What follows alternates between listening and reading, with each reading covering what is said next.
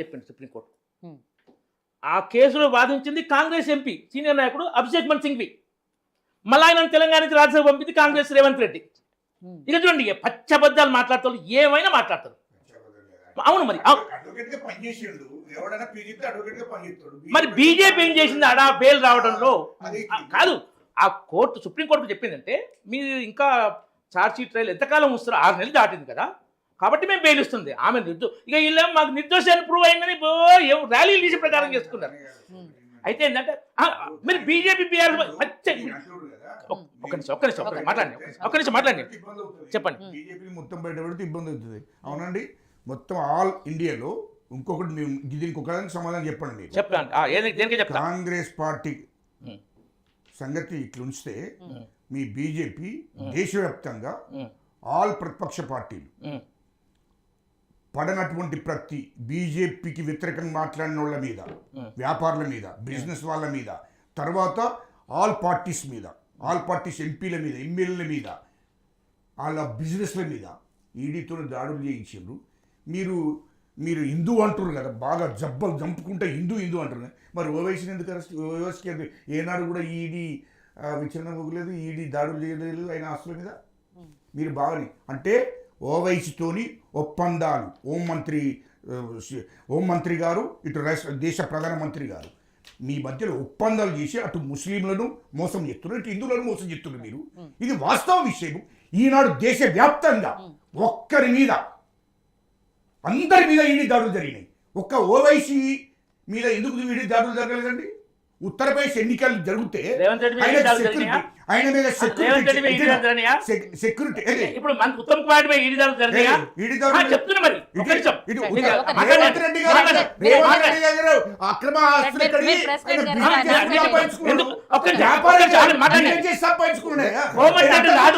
ఆయన కేంద్ర మంత్రి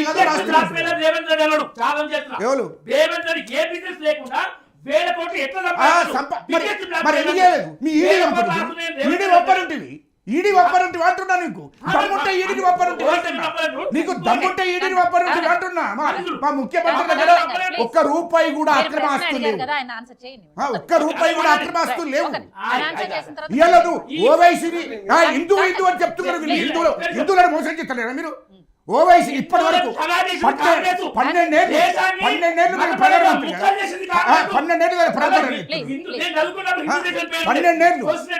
ఏళ్ళు పరిపాలన ఎంత ప్రధానమంత్రి.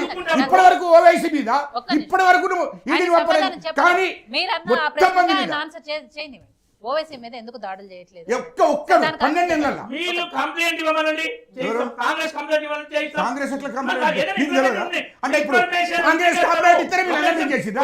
ఆ దేశంలో అందరి మీద కాంగ్రెస్ కంప్లైంట్ ఇస్తేనే ఈ దాడి జరిగినాయి. గంగుల కబ్లో గరిమిలే పోయింది, కాంగ్రెస్ కంప్లైంట్ ఇస్తే ఈ దాడి చేసిందా? ఇక్కడ ఇంకో ఇన్ఫర్మేషన్ లేకుంటే ఛాలెంజ్ చేస్తున్నా. బెదిరించుకుంటా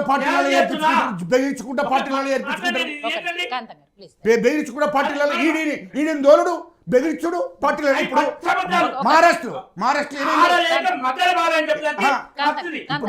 ఎన్సీపీ ఎన్నికల ముందు ఇదే మాట మాట్లాడండి. ఇప్పుడు ఈ మాట రేవంత్ రెడ్డి మాట్లాడమని మేము చెప్తున్నాం. బాగా నీతి పరులని చెప్తున్నారు కదా. మీరు ఆగండి. ఓవైసీ గారు మీరు పర్మిషన్ ఇస్తే తెలుగులో మాట్లాడతారు స్థాయికి దిగజారని రేవంత్ రెడ్డి. అది వేరు సబ్జెక్ట్, అది వేరు. వచ్చినప్పుడు మాట్లాడుతున్నారు. తెలుగు రాదు కాబట్టి మాట్లాడండి.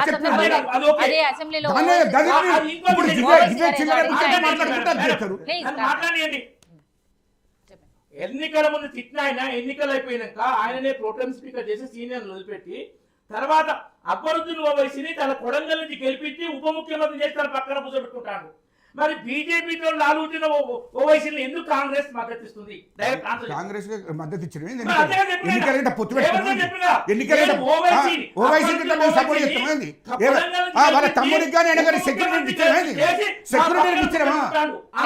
ఓవైసీని కొడంగల్ నుంచి గెలిపించి ఉప ముఖ్యమంత్రిని చేస్తారు. అది పచ్చబద్దాల మాట. అయినే కొడంగల్ ఎమ్మెల్యే రేవంత్ రెడ్డి గారు కొడంగల్ ఎమ్మెల్యే రాజీనామా చేసి పెడతారండి. ఆయన ఎమ్మెల్సీ అన్ని అబద్ధాలు చెప్పకండి, అన్ని పచ్చి అబద్ధాలు చెప్పుకుంటే మాట్లాడుతున్నారు. చూపించండి, రికార్డు చూపించండి. రేవంత్ రెడ్డి సొంత కాంగ్రెస్ చేస్తాం, చూపించండి.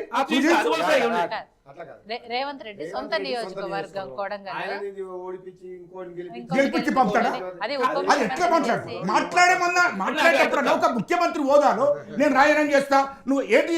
ఆయన కాన్స్టిట్యూషన్ ఆయనకున్నది, అయితే కాంగ్రెస్ పట్టింది అంత కర్మ. క్లియర్గా వినాల్సింది. ఇప్పుడు మేము 16 సీట్లలో పోటీ చేసినాం, 17 సీట్లలో పోటీ చేసినప్పుడు కూడా 8 సీట్లు బీజేపీ పార్టీ గెలిచింది. మేము ఇప్పుడు అసలు పోటీ చేయలేదు, ఆయన 2 సీట్లు బీజేపీ గెలిచింది.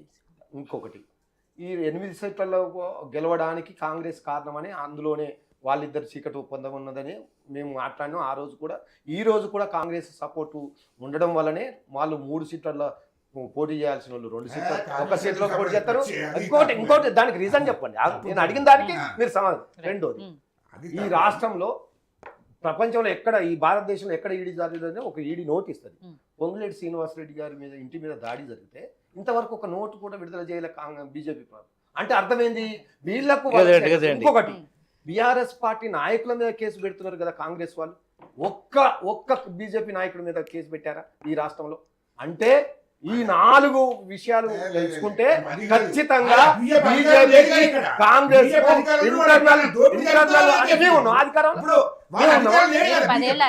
వాళ్ళు కేంద్రంలో వాళ్ళు పోరాటం చేస్తున్నారు, వాళ్ళు కూడా అడుగుతున్నారు, వాళ్ళు కూడా అధికారంలో ఉన్నారు కాబట్టి ఫోన్ ట్యాపింగ్ విషయం కానీ కాళేశ్వరంలో జరిగిన అవినీతి విషయం కానీ అధికారంలోకి వచ్చినాక వీళ్ళు అధికారంలోకి వచ్చినాక ఈ 14 నెలల్లో మా మీద కేసులు అయినాయా, బీజేపీ వాళ్ళ మీద అయినాయా? ఇది చెప్పాలండి. ఎందుకు కావడం లేదు? ఎందుకు కావడం లేదు? ఇద్దరు ఒకటే, ఇద్దరు వాళ్ళకు కాబట్టి ప్రభుత్వ సొమ్మును కేంద్రంలో దోపిడీ చేసినప్పుడే కదా కేసులు పెట్టేది.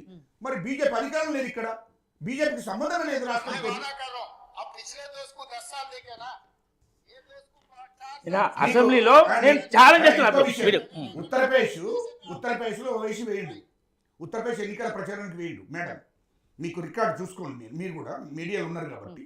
ఉత్తరప్రదేశ్ ఓవైసీ ఎన్నికలలో అక్కడ చిన్నోడు పెద్దోడు ఏదో దాడి జరిగింది, చిన్న దాడి కూడా కాదు, ఏదో దాడి జరగడానికి ప్రయత్నం చేస్తే అర్జెంటుగా కేంద్ర హోంమంత్రి అమిత్ షా గారు అర్జెంటుగా సెక్యూరిటీని సెంట్రల్ పోలీస్ ఇచ్చి అర్జెంటుగా పంపించాడు. రాష్ట్ర వ్యాప్తంగా నువ్వు ముస్లిం ఓట్లను జీల్చుమని ఆయన